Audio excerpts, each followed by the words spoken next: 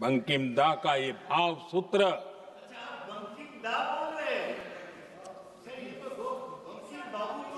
बंकिम बाबू बोले। अच्छा, thank you thank you thank you thank you thank you आपकी भावनाओं के लिए मैं आदर करता हूं। बंकिम बाबू ने थैंक यू दादा, थैंक यू। हाँ, आपको तो दादा कह सकता हूं ना, वरना उसमें भी आपको इतराज हो जाएगा।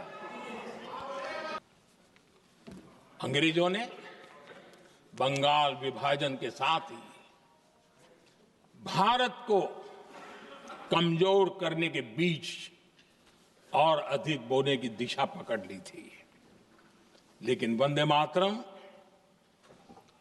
एक स्वर एक सूत्र के रूप में अंग्रेजों के लिए चुनौती बनता गया और देश के लिए चट्टान बनता गया। आदरणीय अध्यक्ष जी,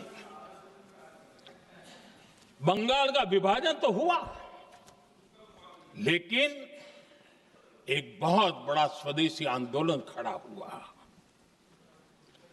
और तब वंदे मातरम हर तरफ गूंज रहा था। अंग्रेज समझ गए थे कि बंगाल की धरती से निकला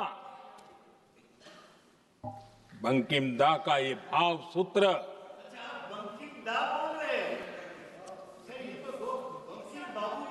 बंकिम बाबू बोले। अच्छा, thank you thank you thank you thank you thank you आपकी भावनाओं के लिए मैं आदर करता हूं। बंकिम बाबू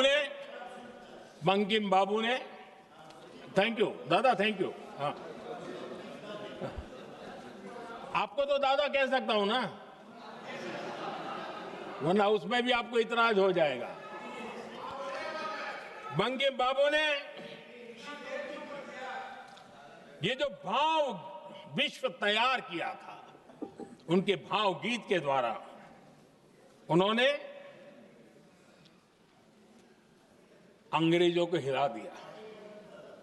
और अंग्रेजों ने देखिए कितनी कमजोरी होगी और इस गीत की ताकत कितनी होगी, अंग्रेजों ने उसको कानूनी रूप से प्रतिबंध लगाने के लिए मजबूर होना पड़ा था। गाने पर सजा, छापने पर सजा, इतना ही नहीं, वंदे मातरम शब्द बोलने पर भी सजा। इतने कठोर कानून लागू कर दिए गए थे। हमारे देश की आजादी के आंदोलन में सैकड़ों महिलाओं ने नेतृत्व किया, लक्षावधि महिलाओं ने योगदान दिया। एक घटना का मैं जिक्र करना चाहता हूं। 22 साल में वंदे मातरम गाने पर सर्वाधिक जुल्म हुए थे। वो 22 साल आज भारत का हिस्सा नहीं रहा है, और उस समय 22 साल की हमारी माताएं, बहनें, बच्चे मैदान में उतरी थी वंदे मातरम के स्वाभिमान के लिए। इस प्रतिबंध के विरोध में लड़ाई के मैदान में उतरी थी। और तब 22 साल की एक वीरांगना श्रीमती सरोजिनी बोस,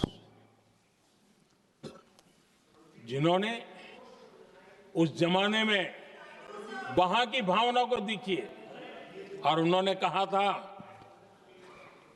कि वंदे मातरम जो प्रतिबंध लगा है, जब तक ये प्रतिबंध नहीं हटता है, मैं अपनी चूड़ियां जो पहनती हूं निकाल दूंगी।